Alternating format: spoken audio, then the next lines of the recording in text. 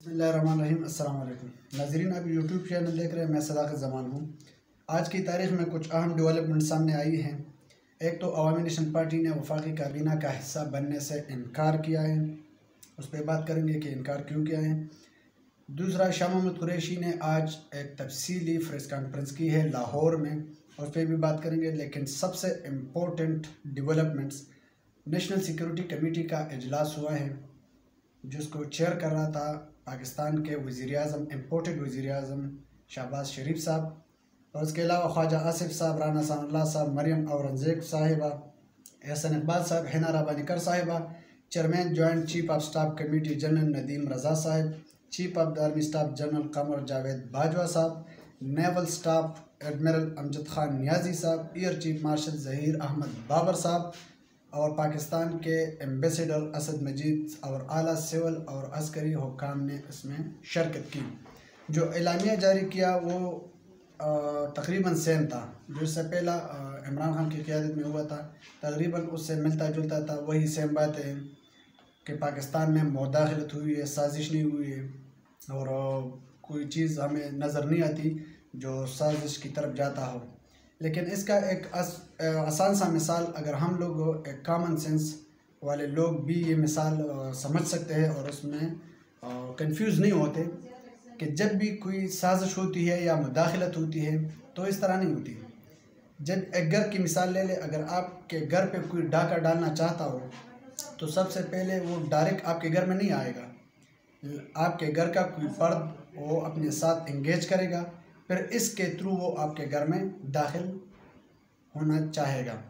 लेकिन पाकिस्तान के सारे एजेंसीज़ और जो अभी सिक्योरिटी कमेटी में जो लोग मौजूद थे, उन्होंने फिर ये क्लेम किया है कि पाकिस्तान के ख़िलाफ़ साजिश नहीं हुई है, सिर्फ मुदाखलत हुई है। तो पहले साजिश होती है, जिस तरह शीरीन मज़ारी साहिबा ने अरशद शरीफ साहब के शो में भी कहा था कि ये एक स्ट्रेटिजिक मामला है। इसमें पहला साजिश होती है, फिर एक स्टेट में मुदाखलत होती है। इस तरह नहीं होता कि पहले मुदाखलत होती है और फिर साजिश बनती है। साजिश कुछ महीनों पहले बनते हैं, फिर इसके बाद मुदाखलत डायरेक्ट स्टेट में कोई भी मुल्क एक किसी दूसरे मुल्क में डायरेक्ट मुदाखलत नहीं कर सकती। इसके लिए एक साजिश प्लान किया जाता है, फिर इस साजिश के तहत मुदाखलत की जाती है। लेकिन जो मैंने सबसे ज़रूरी बातें अख़ज़ की इसमें से, वो एक ये कि मरियम औरंगज़ेब साहिबा जो वफाकी वज़ीर इत्तलाआत है, कल उन्होंने प्रेस कॉन्फ्रेंस की थी और उसमें कहा था कि ख़त, अभी तक हमारा क्लेम यही है कि ख़त जाली है, ख़त का कोई वजूद है ही नहीं। तो अब इनका पीडीएम का, ओवरऑल पीडीएम का क्या जवाब बनेगा कि जिस ख़त के बारे में हम लोग कहते थे कि ये ख़त मौजूद ही नहीं है, और अब वो ख़त मौजूद है और आप ख़ुद ही एक्सेप्ट कर रहे हैं कि पाकिस्तान में मुदाखलत हुई है लेकिन साजिश नहीं हुई है। चलो, एक बात आपने, पहला मरहला तो आपने तय किया कि आपने ये मान लिया कि ख़त भी आया है।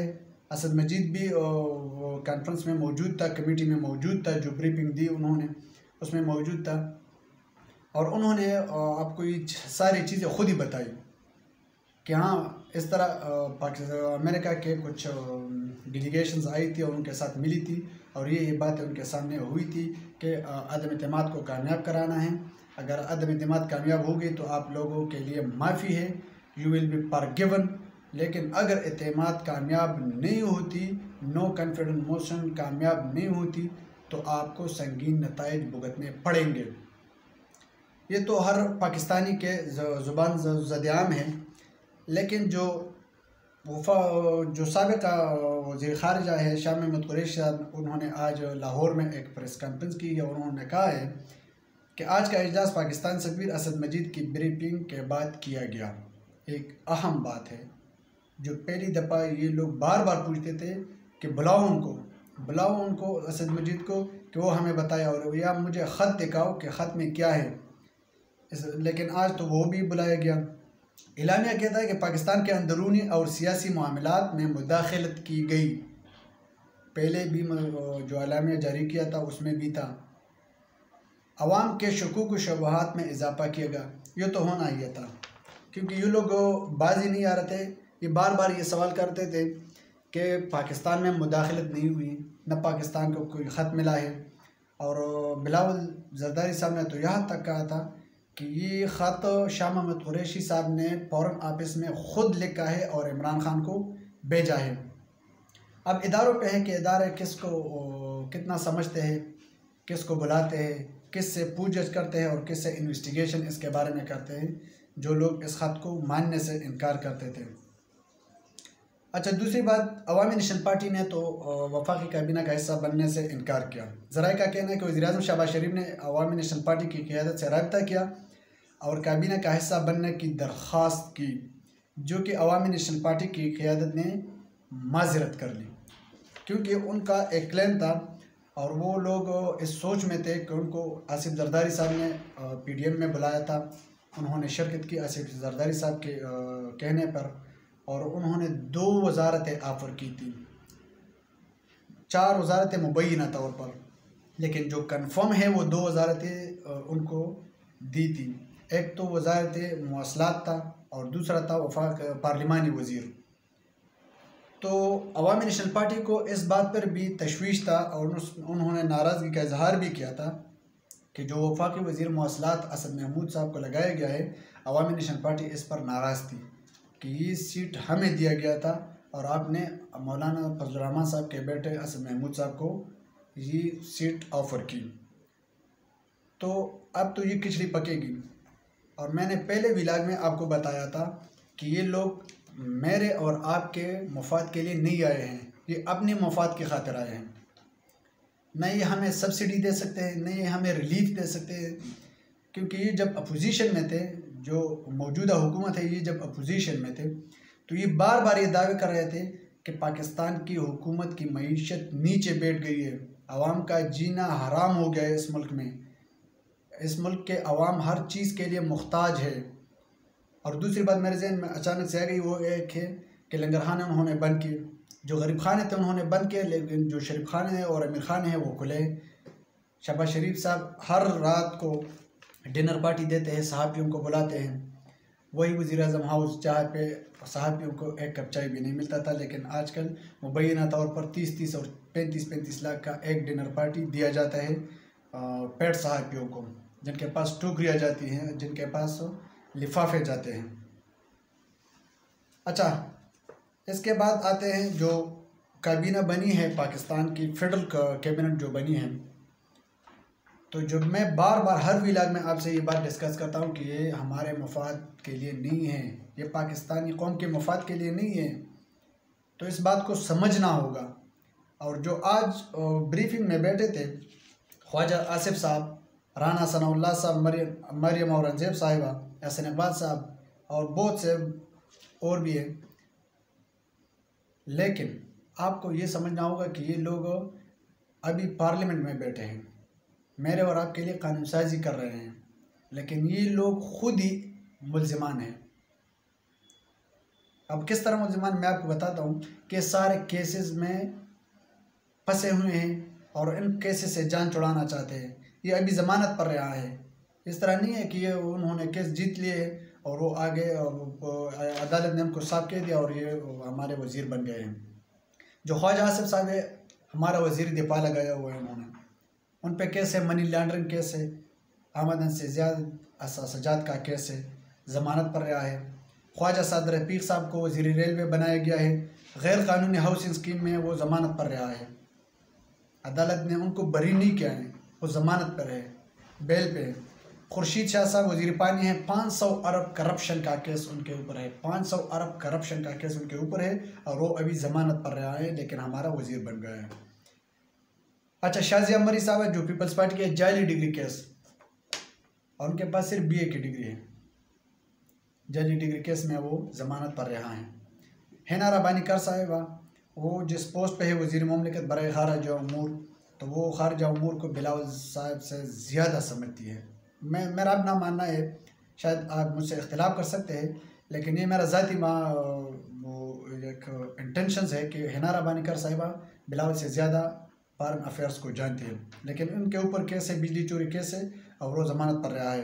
कादर पटेल साहब वज़ीर सेहत, ख़ुद BA पास है और हमारा वज़ीर सेहत बना करता है, उन पर कत्ल, गुंडागर्दी, नाजायज़ कब्ज़ों का केस है, ज़मानत पर रहा है। एहसन इकबाल साहब वज़ीर मनसूबाबंदी, मुल्तान सक्कर मोटरवे जो केस था 35 अरब से ज़्यादा का केस था मुबैना तौर पर, उनमें ज़मानत पर रहा है। नारवाल स्पोर्ट कम्प्लेक्स केस में भी ज़मानत पर रहा है। खुर्रम दस्तगीर साहब मुशीर बराए तालीम गुजरावाला, वो गुजरावाला का वो बंदा जिन्होंने नवाज शरीफ के लिए वो बड़ा जलसा अरेंज किया था और जिसमें वो उन्होंने फैज़ हमीद साहब को और जनरल बाजवा को बराए नाम उनके नाम ले लेकर धमकियाँ दी थी और उनको गालियाँ दी थी। वही खुर्रम दस्तगीर साहब जो कब्ज़ा माफिया, तहसील कौंसिल सदर के ज़मीन पर कब्ज़ा, गुलिस्तान सिनेमा केस, 3 केसेस में वो ज़मानत पर रहा हैं। राजा परवेज़ अशरफ साहब जो स्पीकर है नेशनल असम्बली का, रेंटल पावर प्रोजेक्ट केस में वो ज़मानत पर रहा है। राना सनाउल्लाह साहब वज़ीर दाखिला हीरोइन स्मगलिंग केस में ज़मानत पर रहा है। रियाज पीरज़ादा साहब मुशीर ख़जाना पाकिस्तान स्पोर्ट्स बोर्ड में फंड्स की हेर फेर के केस में वो मुबैना तौर पर अभी ज़मानत पर रहा है। फैसल सब्ज़वारी साहब मेरीटाइम जो MQM से ताल्लुक़ रखते हैं, कत्ल कब्ज़ा mafia, land grabbing, money laundering, जो MQM के जो बानी थे अल्ताफ़ हुसैन, उनके लिए जो कत्ल करते थे, उन केसेस में ये ज़मानत पर रहा है। मियाँ जावेद लतीफ़ साहब मुशीर ख़जाना पाकिस्तान मुखालिफ बयान का केस, जिन्होंने आर्मी को गालियाँ दी थी और आर्मी के ख़िलाफ़ बयानें दी थी, पाकिस्तान के ख़िलाफ़ बयानें दी थी। अमूमन तो ये गद्दारी में आता है उनका जो केस है, ये लड़ा भी नहीं जाता, डायरेक्ट फांसी दी जाती है, लेकिन उन पर केस है और अभी तक उस केस का फैसला नहीं हुआ, लेकिन ज़मानत पर रहा है। दूसरा केस है उनके ऊपर मनी लॉन्ड्रिंग। शहरी रहमान साहब वज़ीर मौसमियात पीपल्स पार्टी का, उन पर केस है 2010 तौहीनी मज़हब का केस, उन्होंने मज़हब के खिलाफ बयान दिया था, उनका केस अभी भी है, लेकिन कोई नतीजा नहीं निकला है, लेकिन ज़मानत पर रहा है और हमारा वज़ीर मौसमियात लगी हुई है। शाहजैन बुगटी साहब वज़ीर मंशियात नारकोटिक्स कंट्रोल, उन पर केस है गैर कानूनी असला का केस, बलूचिस्तान से ताल्लुक़ रखते हैं, वहाँ के लोग असलहा का शौकीन होते हैं, उनके पास गैर कानूनी असलहा था जो बहुत ज़्यादा था, उनका केस बना है, लेकिन अभी तक उनका उस केस का कोई रिज़ल्ट नहीं निकला है, लेकिन वो ज़मानत पर रहा है। दूसरा है तालिब इल्म कत्ल केस, उन्होंने एक स्टूडेंट को मारा था, जान से मारा था, उस केस में भी ये ज़मानत पर है। इसके अलावा बहुत सारे आज़म नज़ीर तारड़, सैयद तौकीर शाह, आयशा गौस पाशा, मुस्तफ़ा नवाज़ खोकर, राना तमीर हुसैन, सैयद नवीद कमर, बहुत सारे हैं। सारे जो 35 का काबीना है उनमें से तकरीबन 26 ज़मानती है, ज़मानत पर रहा है और उनको जो लीड कर रहा है वो है मियाँ शहबाज शरीफ साहब, इम्पोर्टेड वज़ीर आज़म। हम तो बार बार यही कहेंगे क्योंकि इम्पोर्टेड है। पाकिस्तान का कानून इस तरह नहीं है, पाकिस्तान की आवाम की तकदीर इस तरह नहीं है कि इनके ऊपर मुसल्लत किया जाए ऐसे बंदे को जो ख़ुद ज़मानती हो और ज़मानत पर रहा हो और उन पर मनी लॉन्ड्रिंग के केस हो और 16 अरब रुपए उनके अकाउंट में आ चुके हैं, उनको ये भी पता ना हो कि ये कहाँ से आ चुके हैं। उनके बेटों से सब जब सवाल किया जाता है तो वो कहते हैं कि हम बिजी थे, हम पॉलिटिक्स में मसरूफ़ थे, हमें पता ही नहीं चला कि हमारे अकाउंट में कौन पैसे डलवा रहा है। अगर हमारे जेब में कोई 10 रुपये भी रखे, हमारे अकाउंट तो दूर के बाद 10 रुपये भी रखे, तो हमें पता होता है कि किसने रखे। इनके अकाउंटों में 25 अरब रुपये मुबैना तौर पर उनके अकाउंटों में किसी ने डाला है, लेकिन उनको पता नहीं है कि किसने डाला है। और उनके जो वालिद साहब हैं वो अभी तक ज़मानत पर रहा है और वो अपने केसेस को लंबा खींचते हैं ताकि वो अपने केसेस से जान छुड़वा सके और हमारे ऊपर इक़्तिदार कर सके। तो आपने सोचना होगा, मैंने सोचना होगा और सारे कौम ने सोचना होगा कि हम कब तक बर्दाश्त करेंगे। जिस तरह इमरान खान ने 25 तारीख़ के जो जलसे में कहा था कि हम कब तक इस तरह रहेंगे, कब तक हम ग़ुलामी करेंगे, कभी तो इस ग़ुलामी से निजात पाना होगा। और आखिर में मैं आपको एक बात बताना चाहता हूँ कि इमरान खान को कंट्रोल करना अब मुश्किल ही नहीं है, नामुमकिन है। मैं बार बार ये कह रहा हूँ कि जलसे ये आवाम का जुलूस जब आप देखते हैं ना तो इससे पूरे दुनिया भी लरस जाता है। पाकिस्तान की हुकूमत क्या चीज़ है और पाकिस्तान की इस्टेब्लिशमेंट और दूसरे मुक़्तदिर हल्के क्या चीज़ है। तो आवाम को गुमराह होने से बचाए और जल्दी से, और पाकिस्तान की बका इस चीज़ में है कि फौरी से फौरी इंतखाबात कराए जाए, वरना ये मुल्क सिविल वार में चला जाएगा।